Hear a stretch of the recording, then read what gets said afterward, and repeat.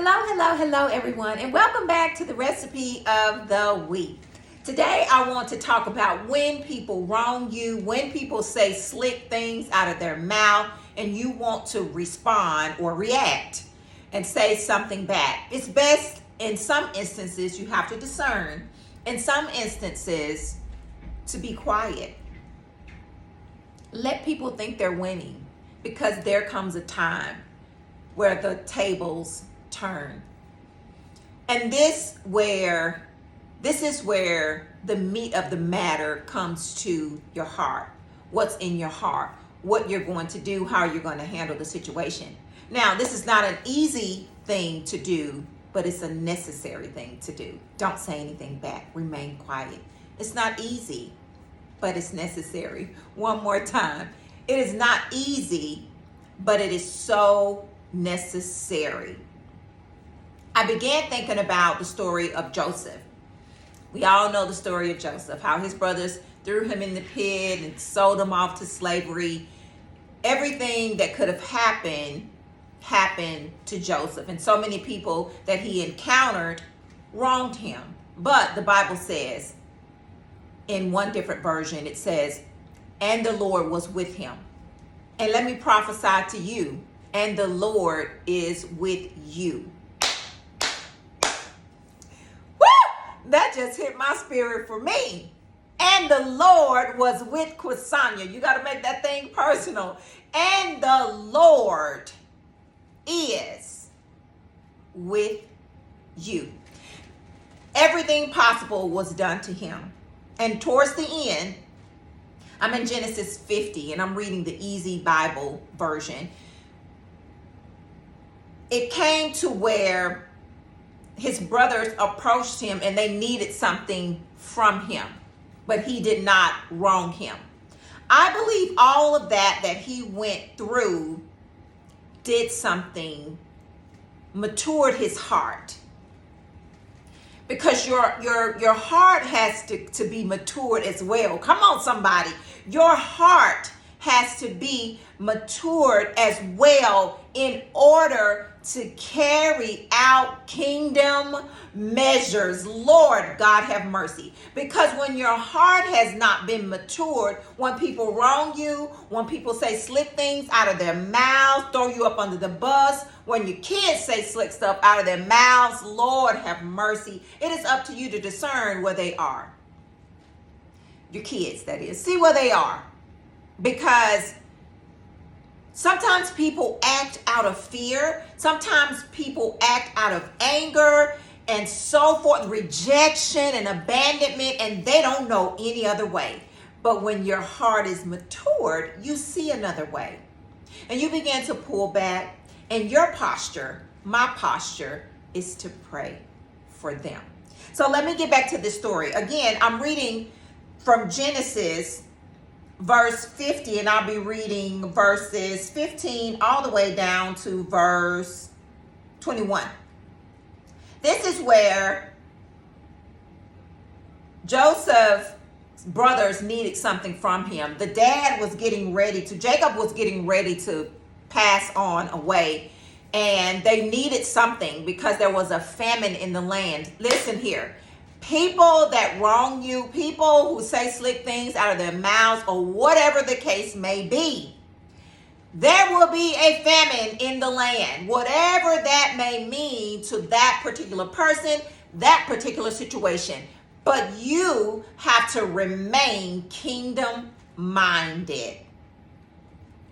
When your heart is mature, when people wrong you, you still have to be in the kingdom. You can't jump in and out of the kingdom.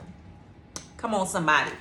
Your heart has to still be in place. A place of maturity to see past what happened to you. Lord God, Jesus, this is so good to me. This is ministering to me, because there are times when people say slick things, even my own kid, Lord God, Jesus, say things out of their mouth. You just kind of have to zip it. Allow the Lord to work it. Somebody say it with me. Allow the Lord to work it.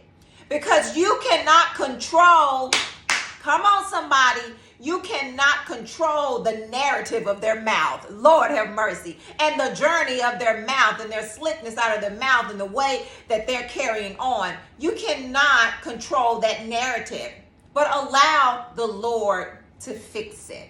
So I'm reading Genesis 50 again, verses 15 through 21. This is where the brothers needed something. The father had passed away, and they were so afraid that Joseph was going to turn them away or even have them killed. And I'm paraphrasing a little bit. You got to read it for yourself. They were afraid that something was going to happen. But let me get into this reading. Genesis 50, and the word of the Lord reads. Genesis 50, verse 15. Now Jacob was dead. Press pause. Jacob was Joseph's dad. Now Jacob was dead, and Joseph's brothers, brothers became frightened. They became frightened because they done him like a dog. I'm just paraphrasing a little bit. They said to each other, we did a bad thing to Joseph. They knew it. They knew what they did when they did it. Lord have mercy. Now he will be angry and he will punish us for what we did. Press pause. Joseph's heart has been matured. All that stuff he's gone through. God has worked on his heart. It's not going to happen. Let me continue reading. Now he will be angry and he will punish us for what we did. Verse 16. So they sent a message to Joseph. They're doing all kinds of stuff. They said, your father said this to us before he died. Now they're bringing the dead daddy in it. They're trying to say what the daddy done said and all this kind of stuff. Verse 17. He told us to say to you, please forgive your brothers for the very bad thing that they did against you. They did a very cruel thing to you. So please forgive our sin. They're riding on the grace and the anointing of the dad. Lord have mercy. We are servants of your father's God. Jesus, this is good reading. When Joseph received their message, he was very upset and he wept. He was just sad because it was a Band-Aid on the heart, and the heart was still, getting into place, getting in position. And they opened up a wound. He began to weep concerning the matter. Verse 18. His brothers came to see him. They bent down low to the ground in front of Joseph. They said to him, we are your slaves. Verse 19. But Joseph said to them, do not be afraid of me. It is God who has the authority to punish people. I am not God. Press pause. There are times when people do things to you and they expect you to do it back to you to do the same thing that you did to them. But when your heart is matured, that is not the case. Verse 20, you decided to hurt me. Come on, somebody.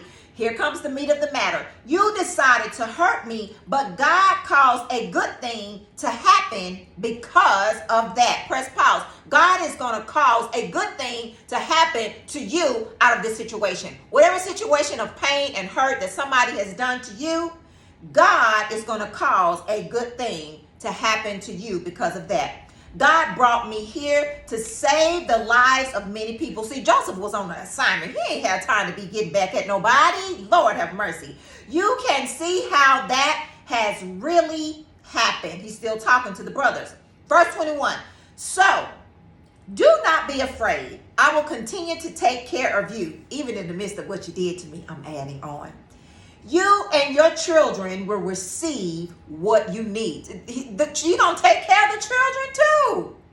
In this way, Joseph comforted them, and he spoke kind words to them.